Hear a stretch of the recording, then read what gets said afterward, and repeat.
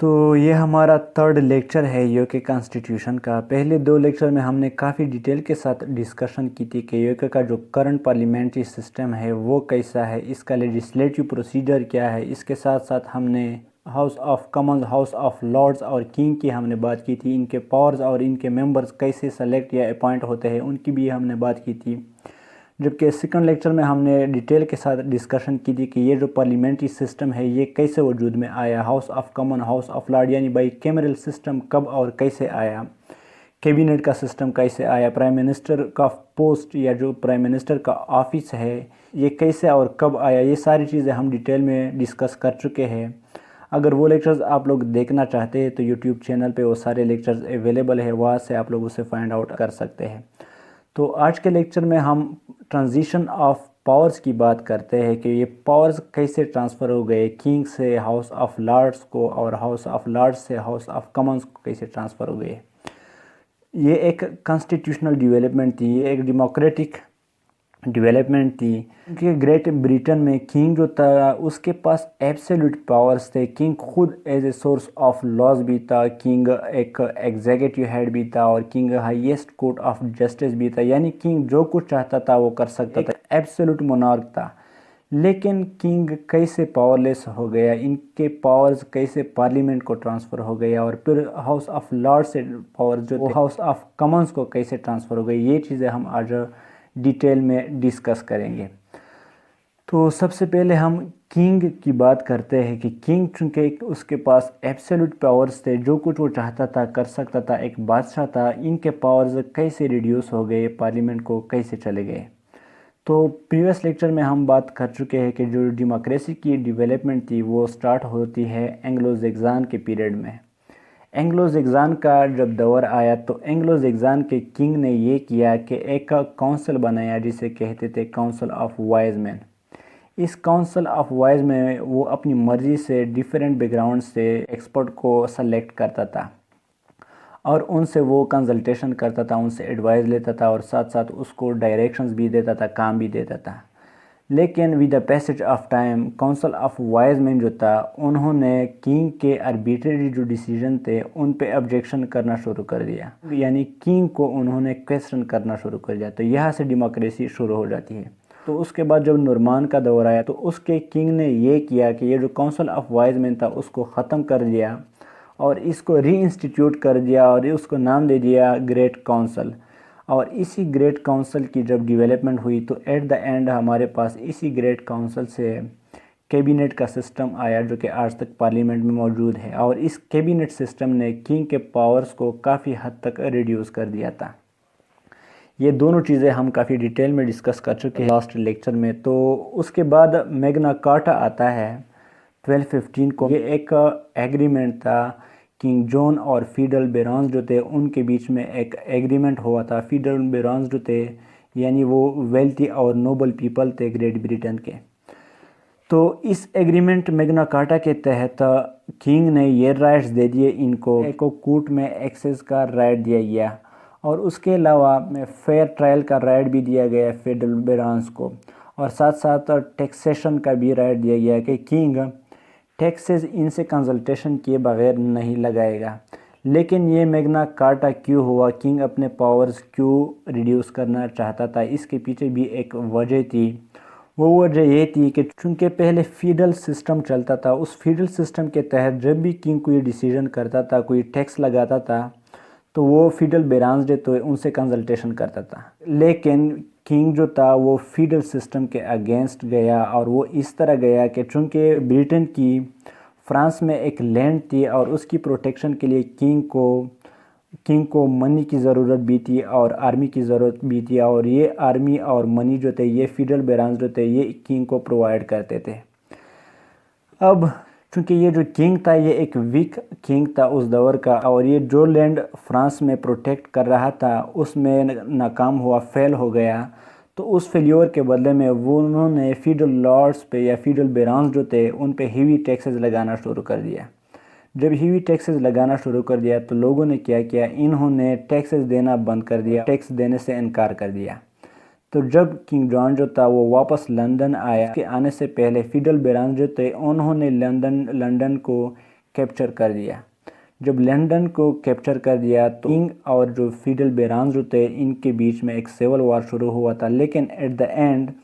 Feudal بیرانز اور king جو تھا یہ دونوں مذاکرات پہ آمادہ ہو گئے اور ایک ایگریمنٹ کیا آپس میں، اور اس ایگریمنٹ کو ہم میگنا کارٹا کہتے ہیں، اور اس کے بدلے میں یہ جو رائٹس تھے یہ فیڈل بیرانز کو دے دیے گئے۔ تو یہاں میگنا کارٹا میں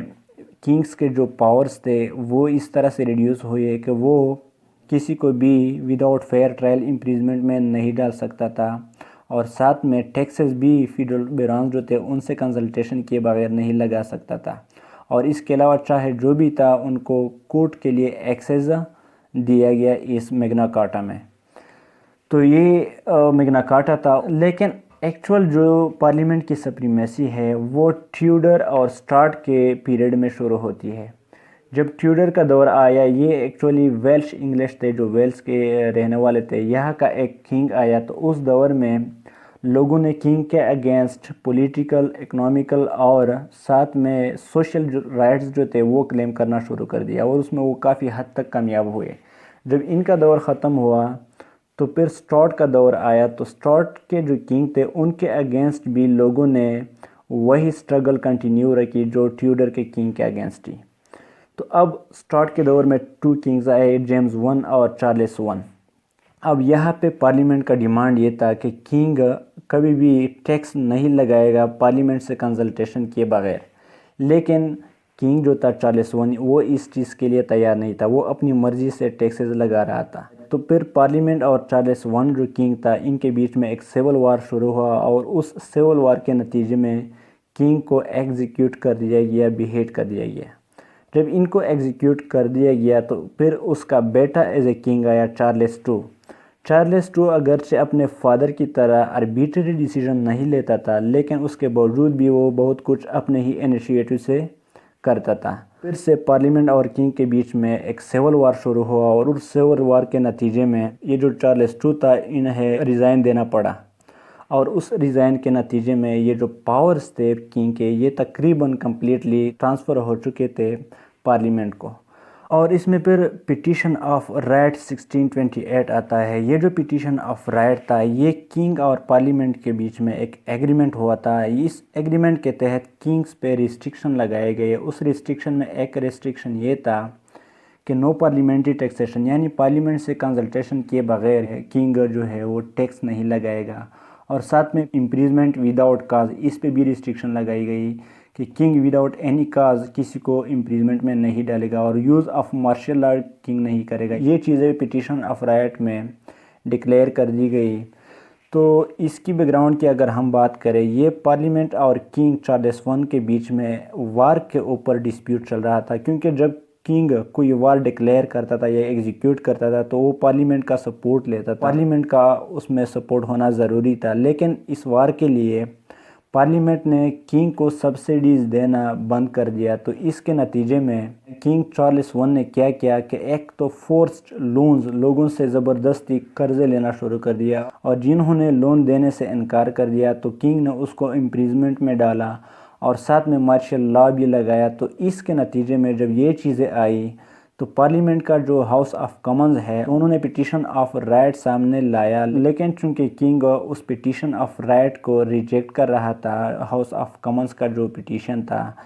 کنگ کی مجبوری تب بنی جب اسی ہی پیٹیشن آف رائٹ کو سپورٹ کیا ہاؤس آف لارڈ نے، تو اس ٹائم کنگ مجبور ہو گیا اور انہوں نے مجبوراً اس پیٹیشن آف رائٹ کو ڈکلیئر کر دیا، جس کے نتیجے میں کنگ پہ یہ جو ریسٹرکشن تھی لگائی گئی۔ اب یہاں پہ بھی کنگ کے جو پاورز تھے تقریباً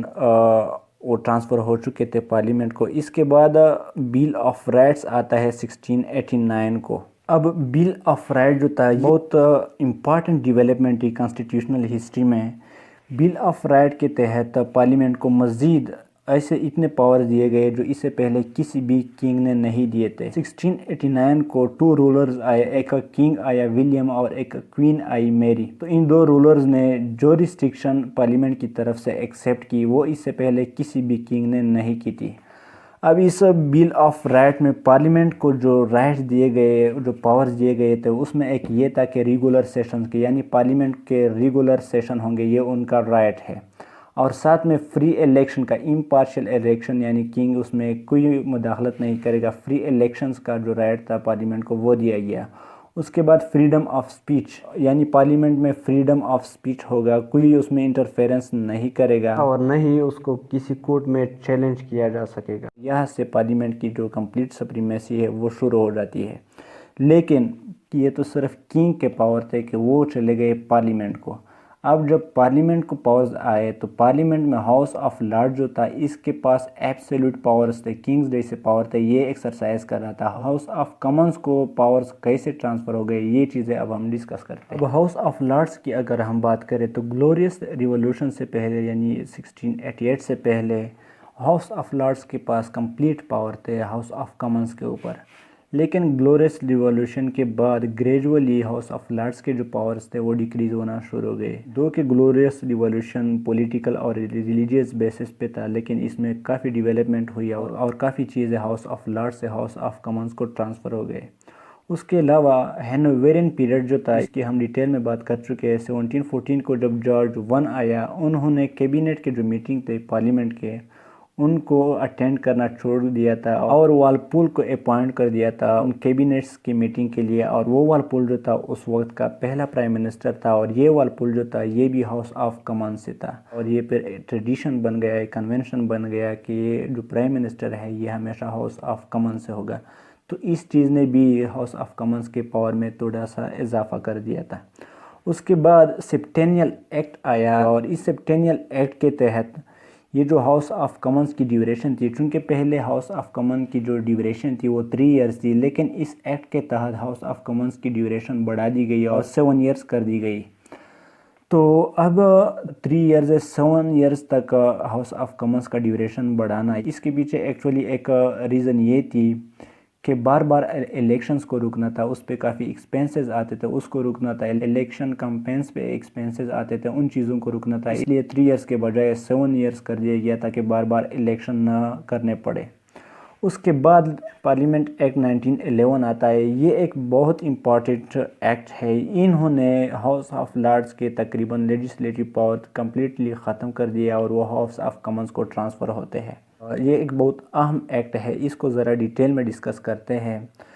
چونکہ اس ٹائم جو میجر پارٹیز تھی اس میں ایک کنزرویٹو پارٹی تھی اور ایک لیبر پارٹی تھی، تو جب بھی کنزرویٹو پارٹی کی گورنمنٹ آتی تھی ہاؤس آف لارڈ ہمیشہ انہیں سپورٹ کرتا تھا، کیونکہ یہ کنزرویٹو پارٹی جس بیس پہ بنی ہے اسی بیس پہ یہ ہاؤس آف لارڈ بھی بنا ہے، تو ان کا مائنڈ سیٹ اپ جو تھا وہ تقریباً ایک جیسا تھا۔ تو اس لیے اگرچہ یہ ایک امپارشل ہاؤس تھا، لیکن پھر بھی یہ کنزرویٹو پارٹی کو ہمیشہ سپورٹ کرتا تھا۔ تو جب بھی کنزرویٹو پارٹی کی گورنمنٹ آتی تھی ہاؤس آف کامنز میں، اگر کنزرویٹو پارٹی کی طرف سے ان کی گورنمنٹ میں کوئی بل پاس ہوتا تھا تو ہاؤس آف لارڈز اس کے لیے کوئی ایبسٹیکلز کریٹ نہیں کرتے تھے، وہ بھی ڈائریکٹ انہیں پاس کر دیتے اور وہ کنگ کو چلا جاتا تھا۔ لیکن جب لبرل پارٹی کی گورنمنٹ آتی تھی ہاؤس آف کامنز میں تو ہاؤس آف لارڈز نے ہمیشہ ریزسٹ کیا، ان کے بلز کو اکثر ریجیکٹ کرتا تھا، اکثر ان کے لیے ایبسٹیکل ریزسٹنس کریٹ کرتا تھا ہاؤس آف لارڈز، کس کے لیے؟ لیبر پارٹی کی گورنمنٹ کے لیے۔ تو 1909 میں ایک فائنینشیل بل پاس کیا لیبر پارٹی نے، چونکہ یہ میجارٹی میں تھی ہاؤس آف کامنز میں، گورنمنٹ ان کی تھی لیبر پارٹی کی، تو جب انہوں نے ایک فائنینشیل بل پاس کیا اور وہ یہاں ہاؤس آف لارڈز کے پاس آیا تو ہاؤس آف لارڈ نے اس بل کو ریجیکٹ کر دیا۔ جب اس بل کو ریجیکٹ کر دیا گیا تو اس وجہ سے لیبر پارٹی کو کافی دھچکا لگا، یہ لوگ کافی غصے میں آئے اور انہوں نے کیا کیا، انہوں نے لوگوں کو اپیل کیا اور لوگوں نے پھر سے لیبر پارٹی کی میجارٹی کو سپورٹ کر دیا۔ تو یہ جو صورتحال تھی یہ لیبر پارٹی کے نظر میں ایک ان کانسٹیٹیوشنل ایکٹ تھا ہاؤس آف لارڈز کی طرف سے ان کے فائنینشیل بل کو ریجیکٹ کرنا۔ تو 1910 میں لیبر پارٹی جو تھی وہ ایک ایسا بل لے کے آئے ہاؤس آف کامنز میں اور انہیں پاس کر دیا کہ اس بل کی وجہ سے ہاؤس آف لارڈز کے جو پاور تھے وہ کمپلیٹلی تقریباً ختم ہونے والے تھے، کیونکہ اس بل میں یہ تھا کہ ایک تو فائنینشیل بل ہمیشہ ہاؤس آف کامنز سے انیشیٹ ہوگا، یہاں سے اوریجنیٹ ہوگا۔ دوسری اہم بات اس میں یہ تھی کہ house of lord house of Commons کے کسی بھی بل کو ریجیکٹ نہیں کر سکیں گے، بلکہ صرف اسے ڈیلے کر سکیں گے، اس کو ریجیکٹ نہیں کر سکتے۔ تو یہ جو چیز تھی یہ ظاہر سی بات تھی کہ یہ تو امپاسبل تھا کہ ہاؤس آف لارڈز ایسے بل کو ایکسیپٹ کرتے اپروو کرتے جس بل سے ان کے پاورز کمپلیٹلی ختم ہونے والے تھے۔ تو لیبر پارٹی نے کیا کیا، ان کو تھریٹ دے دیا، ان کو دھمکی دے دی کہ اگر آپ لوگوں نے ہمارے اس بل کو جو کہ پارلیمنٹ ایکٹ تھا اس کو اپروو نہیں کیا، پاس نہیں کیا، تو ہم ہاؤس آف لارڈ سے آپ لوگوں کو نکال کے اتنے پیئرز لائیں گے، اتنے ممبرز مزید کنگ کے ذریعے سے لائیں گے تاکہ وہ ہمارے اس بل کو پاس کرنے کے لیے کافی ہو۔ تو اس کے سامنے ہاؤس آف لارڈ جو تھا وہ مجبور ہو گیا، اور مجبوراً ہاؤس آف لارڈ نے اس بل کو 1911 میں پاس کر دیا، اور اس بل کو ہم کہتے ہیں پارلیمنٹ ایکٹ 1911۔ اور اس پارلیمنٹ ایکٹ 19 کے تحت ہاؤس آف لارڈز کے جو پاور تھے وہ تقریباً کمپلیٹلی ٹرانسفر ہو چکے ہیں ہاؤس آف کامنز کو، کیونکہ اس بل کے تحت کوئی فائنینشیل بل ہاؤس ہی اوریجنیٹ ہوگا۔ دوسری جو موسٹ امپارٹنٹ بات ہے وہ یہ ہے کہ house of Lords house of Commons کے کسی بل کو ریجیکٹ نہیں کر سکتے، بلکہ صرف کچھ وقت کے لیے ڈیلے کر سکتے ہیں، اور اگر وہ فائنینشیل بل ہے تو وہ صرف 1 منتھ تک ڈیلے کر سکتے ہیں۔ اگر انہوں نے ریجیکٹ کر دیا پھر بھی یہ بل خود بخود پاس ہوگا ہاؤس آف لارڈ سے، اور وہ کنگ کے پاس فائنل اسٹینڈ کے لیے رہے گا۔ اس کے علاوہ نان فائنینشیل بل جو ہے وہ صرف 1 ایئرز تک یہ لوگ ڈیلے کر سکتے ہیں، باقی ریجیکٹ نہیں کر سکتے۔ اس کے بعد امینڈنگ ایکٹ 1949 آتا ہے۔ اسی جو پارلیمنٹ ایکٹ 1911 ہے اس میں امینڈمنٹ کی گئی، اور اس امینڈمنٹ کے ذریعے سے ہاؤس آف لارڈز کے جو پاورز تھے وہ مزید ریڈیوس کر دیے ہاؤس آف کامنز نے، کیونکہ یہ جو پارلیمنٹری ایکٹ 1911 تھا اس میں جو نان فائنینشیل بل تھے وہ 1 ایئرز تک نہیں بلکہ 2 ایئرز تک ڈیلے کر سکتے تھے، لیکن 1949 میں اس میں امینڈمنٹ کی گئی اور 2 ایئرز کے بجائے ان کو رائٹ دیا گیا کہ آپ صرف 1 ایئرز تک کسی نان فائنینشیل بل کو ڈیلے کر سکتے ہیں۔